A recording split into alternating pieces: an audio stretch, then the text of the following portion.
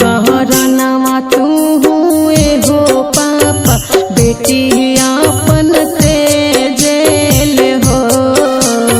कवना करनवा तू हुए हो पापा बेटी दूर देश भेजेल हो।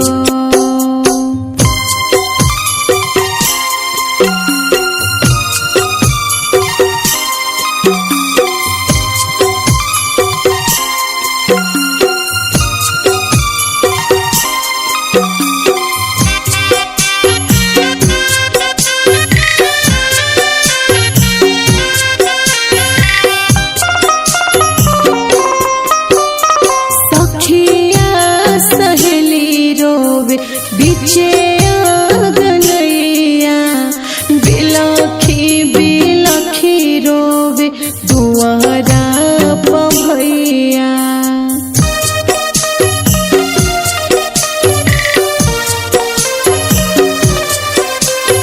सखिया सहेली रोवे बीचे आंगनैया बिलखी बिलखी रोवे दुआरा पभैया। बाबा बाबा कही के बोलाइले बाबा नहीं बोलेले हो।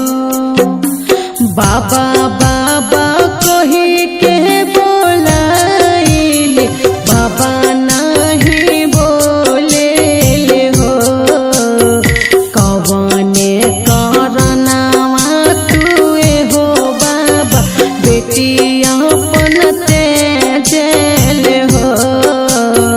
कवने करनवा तुए हो बाबा बेटी दूर देश भेजेल हो।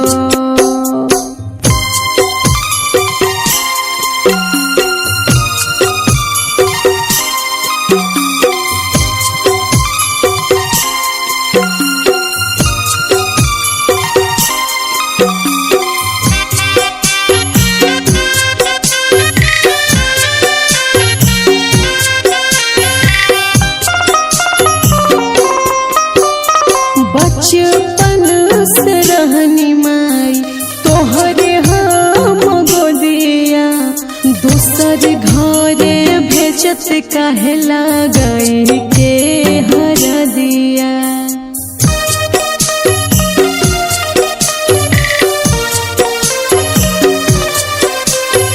बचपन से रहनी माई तोहरे हम गोदिया दूसर घरे भेजत काहे लग